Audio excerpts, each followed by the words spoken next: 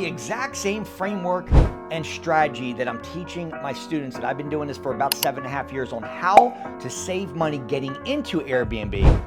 And when you're in the property itself, what are some things you can do inside the property that are going to get you more bookings? I'm going to share with you 8 things that we did as Airbnb host, starting way back from 2016, that you can use today to save you time, money, and energy. When I started back in 2016, I didn't know shit from Joel. Like, I was in there, got knocked on 4 months later. They're telling me I can't do it because I'm in an apartment complex, didn't know anything about zoning, didn't know anything about HOA.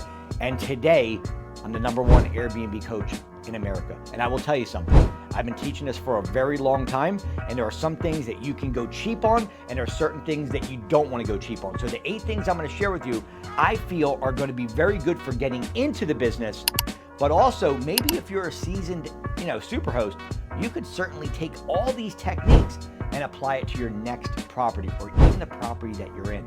#1, and that is this: if you can get free rent on the front end of a lease, let's say we're talking about rent arbitrage. I hope we're on the same page, because we're not buying property, we're just renting. If you can negotiate 4 to 10 weeks of free rent on the beginning part of the lease, that means that money that comes in from the Airbnb guest, you're going to give it to put in your pocket. Because you don't have that major expense of the rent, that's a massive savings on coming out of your pocket. So if we can negotiate, you're much better getting into this business by getting free rent versus putting that money out on the front end and going into the red immediately. This is a great, great way. You got to learn how to negotiate. You got to learn how to talk to landlords. And that's a lot of things I teach you guys, is negotiation, how to get landlords to say yes, and some of the simplest ways to get your first Airbnb in 30 days. Okay, so that's #1, negotiate 4 to 10 weeks of free rent on the very front end. When you're furnishing your property, one of the best things you can do, if you have a little bit more time, would be to go to Facebook Marketplace. You can get a lot of the designer furniture versus going to these expensive stores where you're going to get the same amount of furniture, but it's going to be brand new. Listen, when have you ever been to a hotel where you walked into a hotel and the couch, the TVs, the bedding has never been used? It's not happening. When you go into a hotel, that stuff is already used. Look at that same framework through your eyes and say, if I'm going to start an Airbnb, why would I want something that's lightly used? Because a lot of times on Facebook Marketplace, you can get brand name stuff cheaper than something brand new that's going to fall apart like a fake $40 alligator suit in the rain. So #2 is, if you have a little bit more time, you can go ahead and shop and use fake Facebook Marketplace to get your stuff much cheaper and better quality things at the same time. #3, and that is this. You want to use these. You see these plants behind me? I've got plants. I got plants for days. Green plants. Get them fake. Now, you could argue that fake and real cost the same amount of money, so you're not really saving money. But here's what I will tell you. You will save money because when you have a cleaner going in there, they're going to have to water the plants. This is extra things you're asking somebody to do. So what we do is we put a lot of fake plants in our place. Tree stub, plants this big, little baby plants that are in potters, right? Greenery breeds people attracted to your place. Green plants are going to be your best friend inside of Airbnb, and make sure you're getting the fake, not the real. #4, if you can get and hire your cleaners on an hourly rate versus a per job, you're going to make significantly more money. We pay our cleaners $20 per hour. And just like anybody, you can train them how to clean an Airbnb. When you are paying companies $200, $300 for them to go in and clean a 3-bedroom property, you're giving that money away from your profit. But what if you could hire somebody, or even 2 people, at $20 an hour, and it takes them 3 hours to clean the place? Now you're talking $60 to $100, and now you've literally saved almost 2 times the amount that you would pay a cleaning company. This is why we hire our own cleaners, and we pay them right around $20 an hour. #5, and that is decaf versus regular coffee. 33% of travelers or more prefer decaf versus regular coffee. So what we do is we have a station with our Keurig machine. We have all of our Keurigs out, and we also include decaf tea. And this is going to attract you to get more bookings, because if they can see it in the listing, in the description, they might go, oh, they offer something that not every Airbnb host will offer. So we put out, candy, we put out granola, we put out a nice bottle of water, and then we make sure we have our decaf and regular coffee there as well. This is going to be a cheap thing that you can do to get more bookings. Number 6, and that is this. You are going to save money by using one strategy that I tell every one of my Airbnb students. Get a hot tub at your property. The average host can add anywhere between $25 and $40 per night by putting a hot tub. Now, does it need to be a fancy $10,000 hot tub? No. What you can do is you can go to BJ's or Costco's and actually get a hot tub that's $600 that'll fit a 6-seater. Let me give you an example. What if you just raised your nightly rate $25 and you had an average occupancy of, say, 21 days out of the month? 21 days times $25 a night, that's about $500. It pays for itself in 1 month.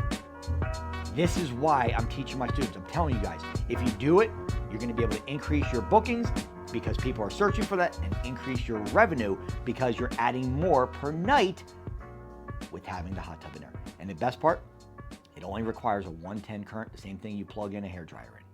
Okay? Number 7, and that is this. Do something in your property on the ceiling, whether that is a chandelier, whether that is paint the ceiling, do a textured ceiling. You look at some of the major properties on Airbnb that have the highest revenue and look at their ceiling. They've got a painted ceiling, they either got a chandelier in there, or they got some kind of texture on the ceiling, and this is going to stand out from everybody else to get you more bookings. Now remember, to get more bookings, you got to stand out from what everybody else is doing. The most prestigious homes on Airbnb, if you just look at them in your city, you can find this data on AirDNA. Just go to or Airbnb itself and just look at the most expensive properties and look at what they're doing. These are some things you can do very, very cheap. If you paint the ceiling at 60, 70 bucks, right? Paint it a nice pastel color, different from the walls, okay? And this, I'm gonna give you a bonus, okay? One of the things that I like to do is I like to take one of these stand-up mirrors. You can get them from Walmart for 20, 30 bucks. Okay, it's a flexible mirror that literally it stands about 4 feet tall, and women like to sit and they like to do their nails, they like to do their hair, they like to do their makeup right in front of it. Okay, so what I do is we take a ring light, put it inside the property, and put it next to the mirror so they can literally sit there, do their makeup right in front of a portable mirror, the ones you can walk around with. It's called an easel mirror. And that right there just attracts so many more people to book because it's something different than a lot of Airbnb hosts are having. Another great thing you can do is a workspace. This is actually the 4th most requested thing in an Airbnb. Pool being number 1. Okay. Number 4 requested is a workspace. People are going there to travel. People are going there to work. You got relocators. You got professionals there. They want to sit and have an opportunity where they can put down their laptop and have a seat and a little area right there where they can work. It's very inexpensive, but it's something that will get more bookings. And let me say this. If you guys have an opportunity, let me tell you this. Don't go cheap. Get a king bed. For every 2 bedrooms, you want at least 1 king bed. Because now you can actually click on it on amenities where you can put king bed as part of your listing. I've been teaching this for years, where normally you'd have to put it inside of the listing title. But now we can actually add it as an amenity and put it inside the listing title, and people want. Remember, when people are staying in an Airbnb, over 50% of their time, which is crazy, they're actually spending inside the room. If you get a king bed, you can put it in the search hub, you can put it in amenities, but the best part about it is that if you get a nice bed, you're gonna get 5-star reviews. You're gonna get more bookings. You're gonna get repeat people. And pillows, don't go cheap. Nobody wants to be on a board, nobody wants to be in Care Bears. So what I'm recommending is to get 3 different pillows. I would get a soft, a medium, and a hard all in the same bed, and then have your decoration pillows in front.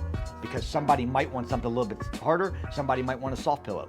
and somebody might admit them. But if you can get the medium, soft, and hard, you have it all on this bed right there with your decoration of pillows, you're gonna do so much better. I'm telling you, these are two things that you don't really wanna go cheap on at all. Okay, so we talked about furniture, we talked about getting free rent, we talked about plants, we talked about decaf coffee, we talked about painting your ceiling or having a chandelier there or maybe some kind of texture. We talked about getting a king bed versus all queens or even a twin. And I'm gonna tell you something, if you have an opportunity to put two twins in a bed or one queen, go with the one queen or the one king in a separate bedroom from the master. Master should always have a king. I'll give you guys a bonus. What I would do, this is what I help my students with. And if you haven't taken a second right to subscribe to the channel from all the nuggets I just gave you, subscribe to the channel, hit the like button, and if you need my help, put the word Airbnb in comments and I'll reach out to you directly. But I'm gonna give you a bonus before you do that.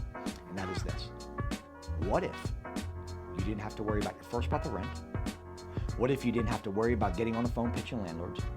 What if you didn't have to worry about furnishing any part of the property? What if you didn't have to worry about the software or trying to find the right property in the right market that makes sense financially? Would I have your attention? If I have your attention, put the word Airbnb in comments and let me reach out to you directly because I'm telling you something. This is what I've been helping my students do for many, many years. And I will tell you something. This is how I became number one, by doing what everybody else was not willing to do.